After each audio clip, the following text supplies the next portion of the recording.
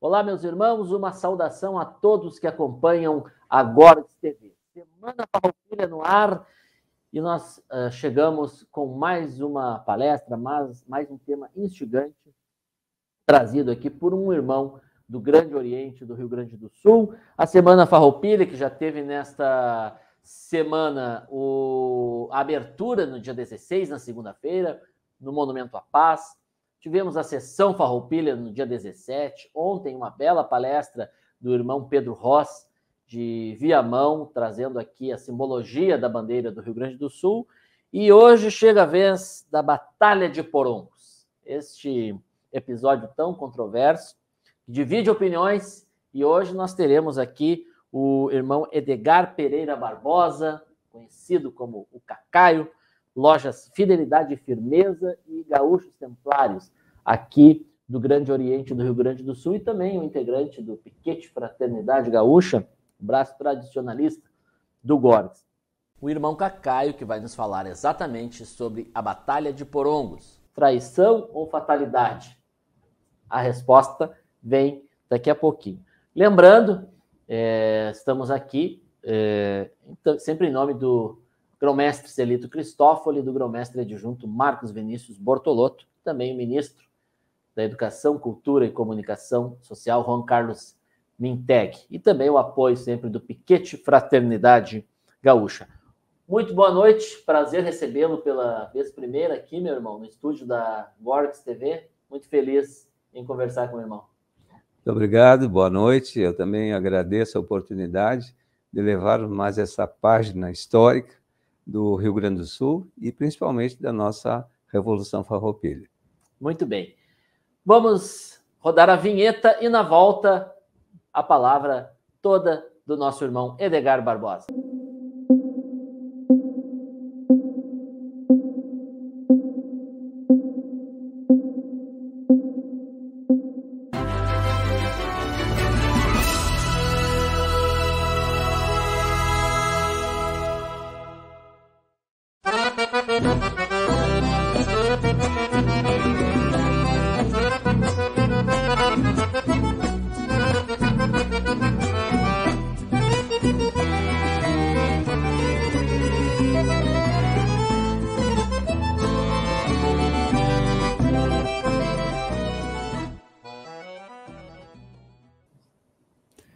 Bem, meus irmãos, amigos, assistentes aí da nossa programação da TV Gorgs, hoje o tema esse aí é Batalha dos Porongos. Mas antes de entrar na batalha propriamente dita, eu tenho que fazer algumas considerações a respeito dessa batalha. Por que surgiu a batalha? A gente normalmente fala assim, o charque. Não, o charque foi uma das motivações para a batalha. Mas não foi só o charque. Então, historiando um pouquinho, voltando ao passado, a gente poderia, digamos assim, dimensionar o Brasil como forma de um país que já vendia muitos artigos de primeira necessidade. E vejam só, o Brasil, ele teve, antes da Revolução Farroupilha, ele teve algumas outras incursões. Ele teve a balaiada, ele teve a sabinada, ele teve os malês, ele teve a cabanagem no Pará, enfim, outras, digamos assim, levantes e outras revoluções, e que também a causa foi a libertação dos negros, a exploração que faziam com essa população preta. E por que faziam isso? Porque o Brasil, no caso, o Rio Grande do Sul, nós aqui na ponta, no garrão do Brasil, nós nunca tivemos ouro, a não ser uns ensaiozinhos, digamos assim, aqui em Lavras do Sul, que o nome dessa nossa cidade, Lavras do Sul, é porque tinha lavras em Minas Gerais também. Então vejam que as minas do Pignatari, em Caçapava, e que foi um boom, como se diz na gíria aí, que foi uma época em que levantou muito o município de Caçapava, e hoje não se fala. Tem gente que nem sabe da existência dessas minas. Pignatari era um aristocrata. Bom, o que acontece? Eu vou falar em alguns artigos da época, de 1835. Por exemplo, nós então não tínhamos ouro, nós não tínhamos café, nós não tínhamos cachaça, hoje a gente tem, somos alguns exportadores de cachaça, nós não tínhamos pedras preciosas, e nós também não tínhamos, assim, um comércio estabelecido, nós não vendíamos para o exterior.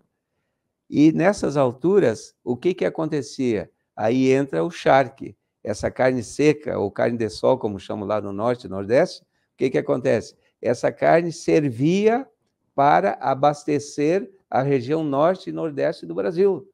Por quê? Porque eles precisavam, naqueles engenhos, por exemplo, nós nunca tivemos açúcar para exportar. Teve uma ocasião aqui, e faz tempo, pertinho aqui em Santo Antônio da Patrulha, uma usina de açúcar, mas não existe, e nós nunca tivemos, assim, uma expressão desses artigos que eu falei, que nós seríamos exportadores. E o que tem a ver conosco? Nós, então, tínhamos uma criação de gado que subia para o norte e nordeste para exportar as pedras preciosas. Nós não tínhamos pau-brasil, que também era, na época, aquela forma de contribuir com divisas para que o Brasil tivesse alguma coisa dessa forma de sustentar o império. Muito bem. O que é outro fator que acontecia também? Nós estávamos empobrecendo, porque vocês sabem, o sal é um material que qual a importância do sal na época para nós? O sal, ele servia para extirpar, tirar, digamos assim, a água da carne e fazer com que a mosca não sentasse e não estragasse o produto. E o que acontecia? O estancieiro, naquela época, não era fazendeiro, era estância, porque eram muito grandes as importações, muito grandes as dimensões da terra, das estâncias, e estava empobrecendo. E era tão caro que essa palavra salário vem de sal, e aí foi um neologismo, né? Então, o salário é em relação àquilo que você pagava desse produto para não, digamos assim, estragar a carne e poder vendê-la. Muito bem. Nós também tínhamos uma forma muito atrasada de fazer digamos assim, o secamento da carne, porque nós colocávamos até em Pelotas, ainda tem lá, e tem em outros lugares as fotografias, que eram estendidas, tipo de uns cavaletes, se estendia-se aquelas mantas e ao sol para secar. E mais uma coisinha que contribuía também para o enfraquecimento e empobrecimento do estancieiro, porque a Argentina já tinha uma forma de extirpar a água do sal, a água da carne, que era fazer com que ela tinha um setor industrializado, mais apropriado, mais rápido e mais barato. Então, vejam como, digamos assim, o fazendeiro estava meio, quase que, digamos assim, entre aspas, enforcado, devendo para o banco, não vendia, quando vendia não vinha o produto. Mas outro problema para nós também, naquela época a mão de obra também começou a escassear, porque o Aguirre aqui, o nosso vizinho do Uruguai, ele já não tinha mais a escravatura. E o que acontecia? Os negros do Brasil fugiam para lá e o Aguirre encostava no exército deles. Então, eles eram incorporados à força uruguaia. Isso também escasseou a mão de obra. Então, todas essas vertentes fizeram com que o Rio Grande do Sul ficasse cada vez mais empobrecido. Havia uma insatisfação muito grande por parte do pessoal que produzia e, ao mesmo tempo, não tinha um retorno. Estradas precárias, a educação nem se fala, porque naquela época os negros não podiam estudar, nem tinham esse direito, e exportando. Tanto é que, aproveitando também o negócio da carne, e vou chegar nos porangos, mas eu estou dando assim umas nuances para que o público que está nos ouvindo entenda assim, a que ponto chegou para os estancieiros chegarem neste mote de fazer com que os negros também ficassem do lado dele. E o que aconteceu? Os negros não tinham nada o que perder, porque resolveram aderir ao patrão. Se o patrão está pagando, vamos fazer o que o patrão manda. E aí uma das coisas, digamos, boas que ficou, depois nós vamos ver, de acordo com a nossa conversa, que os fazendeiros, aqueles que tinham os escravos, em vez de mandarem os filhos para a guerra, eles mandavam os negros, e os filhos deles não precisavam ir, e nem eles. Então, o negro, com essa promessa de liberdade, se entregou a 1000, como se diz, para que fosse feita essa, digamos assim, essa liberdade proposta pelos fazendeiros. O que aconteceu? Na Constituinte do Alegrete, 14 de 11 de 44, deveria ser votada a Constituinte do Alegrete. O que emperrou ali? A libertação dos negros. Foi uma briga de foice no escuro, como diz o gaúcho. Porque os fazendeiros, a gente tem que entender sempre, há pouco ainda falava com o Rodrigo ali, tem que entender assim essa história relativa à época. Então, tinha aqueles que apoiavam, que eram os imperialistas, fazendeiros imperialistas, e aqueles que eram fazendeiros republicanos. E tanto é, aí puxando assim, mais ou menos, ou quem sabe até muito, para os republicanos, que tinha 2 ministros negros, na época, que era o da Fazenda, e o outro, carioca, Mariano de Matos. Então, um mineiro carioca e um mineiro carioca e outro carioca, um carioca e outro mineiro. Bom, o que acontece? Já demonstrava para alguns de que os republicanos estavam a fim de, digamos assim, de cumprir o que foi prometido. Mas nesta Constituinte do Alegrete, 14 de 11 de 44, 3 expoentes máximos da Revolução não quiseram, de forma alguma, fazer com que essa Constituinte fosse aprovada. Então, os nomes quais eram? Vicente da Fontoura, o próprio Davi Canabarro e o Onofre Pires. Esses 3 colocaram, usando um linguajar nosso gaúcho aqui, colocaram fogo no taquaral. Não, essa Constituinte, quando foi dada a cláusula de que os negros que lutassem na Revolução Farroupilha seriam libertos, não teve acerto. E o que aconteceu? Aí foi assinada essa famosa Paz de Ponte Verde. O que aconteceu? Não deu também, porque nesse acordo, quando foi para o Rio de Janeiro, não estava presente o nosso general Antônio de Souza Neto, não estava presente, não estava Bento Gonçalves, não estava Gomes Jardim. Então, essas 3 personalidades, e outra coisa, mais um parentezinho, rapidinho, o que aconteceu? O Antônio de Souza Neto, o dia 11 de julho de 1836, na Batalha do Seival, ele proclamou a República Rio-Grandense. Proclamou a República Rio-Grandense. Então, tem também já outra polêmica aí na nossa história, que com o decorrer do curso, dos anos, e através de documentos, a gente vai pensar assim, mas era republicano, era independente, o Rio Grande do Sul queria ser ou não? Tinha uma constituinte, claro, não foi assinada. Tinha um papel que também não aparece a assinatura desses 3, digamos assim, líderes que realmente foram, esses 3 que eu citei, né? O Antônio de Souza Neto, o general Bento Gonçalves e esse outro, o Gomes Jardim. E essas pessoas não aparece a assinatura. E foi quem para negociar lá na época, isso já voltando atrás um pouquinho, em 1842, foi negociar o Vicente da Fontoura, que era contra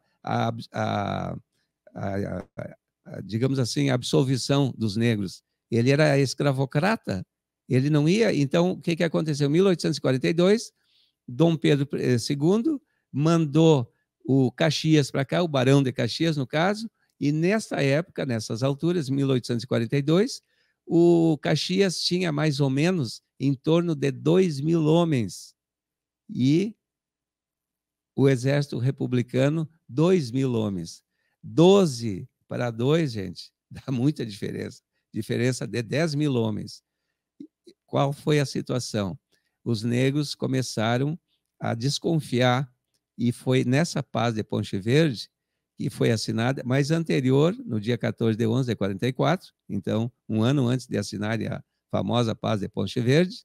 Aí, segundo a história nos conta, de que os cavalos não faziam barulho para se deslocar, e nós falávamos há pouco ali, tem um lugar chamado Pinheiro Machado, Cerro dos Porongos, os negros dormindo, acampamento de negros, acampamento de brancos e acampamento de índios. E esses homens que estavam lá, digamos assim, relaxaram na guarda. E que é engraçado é que só mataram os negros. E aí, há pouco, também o Rodrigo me perguntava, mas, Cacaio, é traição surpresa. É muito difícil, tem cartas, inclusive tem uma carta que está lá no arquivo público, só não tem assinatura, é apócrifa, que diz assim: no conflito, poupe o máximo que puder da gente de sangue branca e índio, pois essa pobre gente ainda nos pode ser útil no futuro. Então, se tu diz isso, é porque, de repente, os negros tu pode matar. E aí? E a gente, assim, não tem uma prova assim, é um documento, está lá no arquivo público, está lá, está escrito. E também, por outro lado, uma corrente de historiadores, eu não sou historiador, sou pesquisador, leio, procuro me informar, e tem muita gente que entende que não foi surpresa, que foi uma traição. E aí os documentos que a gente vê ali, parece-me que, inclusive, tem uma passagem também de que o nosso general Bento Gonçalves, general Davi Canabarro, teria saído às pressas, porque estaria lá numa atividade em roupas bem, digamos assim, íntimas, e saiu escapando, e saiu, você mandou, e não, praticamente não houve mortos no embate brancos, só negros. Então, realmente, os negros foram chacinados. E aí, naquele filme que Neto Perde Sua Alma, aparece direitinho que realmente aqueles negros que puderam escapar, como você diz, se mandaram para o Uruguai com o Neto. E aqueles que não puderam fugir, que não foram mortos, eles foram, digamos, enviados para o Rio de Janeiro com a missão de negros de ganho. Por isso que... E aí ficaram trabalhando lá na corte, mas não foram, digamos assim, libertos, né? Continuaram escravos. Por isso que, inclusive, essa forma de dizer assim, olha o tigre, porque os negros de ganho lá do Rio, que trabalhavam naquela época, não tinha esgoto como tem agora, eles carregaram aquelas, digamos assim, aqueles tonéis carregados com fezes e com o sol, e naquelas cordas, então ficava o corpo riscado. Por isso que diz assim, olha o tigre. Então, olha o tigre é uma forma pejorativa de que as pessoas, então, estão relacionando esse trabalho escravo com os tigres, porque tigre tem aquelas listas que passam no corpo. E essa forma, assim como o negro foi tratado, aproveitando aqui, já que estamos na Semana Farroupilha, esse ano, em relação à Revolução Farroupilha, está sendo homenageado o Jaime Caetano Brown. Então, os negros sempre foram assim muito relegados, e isso é história, nós não podemos negar. E tem um dos versos do tio Anastácio que diz assim, ó: o negro, velho de valor, morresses no corredor igual um matungo sem dono, não tendo nesse abandono pelo menos um parceiro que te estendesse o bacheiro para o derradeiro sono. Então vejam que, aproveitando a nossa Semana Farroupilha e também a homenagem a esse poeta, esse escritor, esse homem lúcido, praticamente um dos melhores pajadores e ele sempre, o Jaime Caetano Brown, sempre todo o poema dele tem uma mensagem de, digamos assim, de conteúdo social e também de crítica. E até hoje, então, a gente vê, através das medidas que, digamos, que deveriam ser mais sociais, a gente às vezes não tem noção da história. E aqui, quando eu falo na história, eu estou falando também de todas as etnias, né? Seja do branco, do índio, do negro, que contribuíram para que a gente tivesse assim essa forma de resiliência, como a gente apresentou, que foi uma forma de resiliência do cavalo, o caramelo, aquele que resistiu. Então, a gente assim tem muita coisa a falar, principalmente a maçonaria, e é o único estado do Brasil que tem, digamos assim, já foi falado ontem pelo irmão Rosa aqui, falou sobre a bandeira e tal. Quer dizer, por que que tem na nossa bandeira liberdade, igualdade, humanidade e República Rio-Grandense? Por causa da maçonaria, gente. Então, eu entendo que a maçonaria, mesmo que nós não tenhamos tido êxito na abolição da escravatura, ela só foi depois em 45 não deu em 1888, tudo bem. Mas já anteriormente ela se debatia e queria que os homens tivessem realmente uma condição melhor, mas em função do império, né, que foi, digamos assim, depois da proclamação da República, a proclamação da República foi em 1822, e aí o sistema, 1889, obrigado, a proclamação da República, 1889. Então, nós já antes de fazer, de ter essa abolição, o Rio Grande do Sul já lutava por isso. Então, nós podemos até sido vencidos, mas eu entendo que não fomos convencidos. Por isso que a gente tem, assim, esse orgulho de ter na nossa bandeira e não pode ser tirado isso aí. Isso foi justamente naquela época que a gente estava peleando e nós, então, se tínhamos ou não tínhamos uma intenção de ser um país independente, nós tínhamos uma bandeira, nós tínhamos uma constituinte, mesmo que ela não tenha sido votada lá no Alegrete, como eu disse, 14 de 11 de 44, mas nós tínhamos uma constituinte e também nós tínhamos passaporte, e a gente se tratava, aqui nós tínhamos os ministros, então tinha uma formação de governo. Rodrigo, se tu tiveres alguma pergunta, às vezes a gente pode, assim, ter omitido alguma coisa, eu fico à disposição. Muito bem, então. Muito obrigado, irmão Edgar Barbosa, que nos trouxe hoje aí essa fala importantíssima, né? Histórica, e de que devemos, sim, sempre lembrar e analisar e estudar, como disse o irmão Edgar, não virar os olhos para o lado. Tem que encarar e tem que realmente descobrir o que realmente aconteceu. Claro que a cada ano que passa fica mais difícil, mas a luta dos historiadores, dos pesquisadores, como o irmão Edgar, tem sido essa há muito tempo e vai continuar.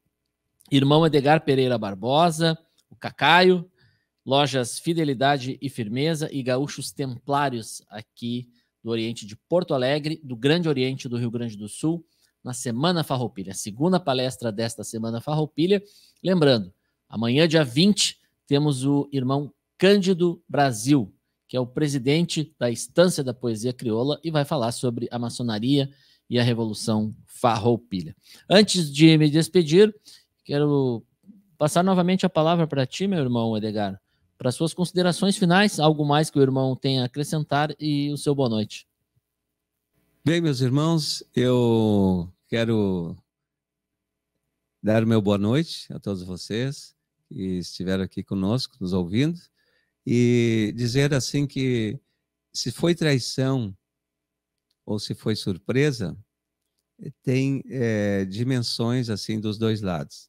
Eu entendo, respeito a posição de todos, afinal de contas a gente é opinião, que naquela época, em função de que tinha tantos meios, tinha vigília, eu conheço lá o Cerro dos Porongos, é uma parte alta, bonita para ser acampada, com uma aguada boa, tinha mato, hoje é tombado aquilo pelo Patrimônio Histórico Nacional, acho que pela SPAM, tem uma, digamos assim, uma atenção toda especial, não sei hoje como é que está aquele sítio histórico, e as fontes são as mais diversas, não pela carta, porque é apócrifa, mas pelo fato de que traíram os negros. Os negros foram mortos.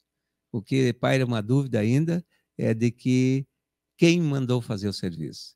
Mas, de qualquer forma, como falou o Rodrigo no início, é uma discussão polêmica, é muito complicado, né? Porque na época tinha coisas, por exemplo, tinha generais do lado republicano que tinham escravos, mas a lei permitia que tinha. Então, tem coisas que a gente, assim, não pode virar os olhos e fazer que não enxerga. Tem que enxergar sim, mas não enxergar só numa direção. Agradeço mais uma vez. Muito obrigado ao Gorgs, que teve a felicidade de fazer esse projeto, eu penso que seja piloto, mas que dá vários enfoques e várias pessoas podem aqui, quem sabe o ano que vem, interpretar e abordarem outros temas a respeito da nossa história, que é muito bonita. Muito obrigado. Muito obrigado, então.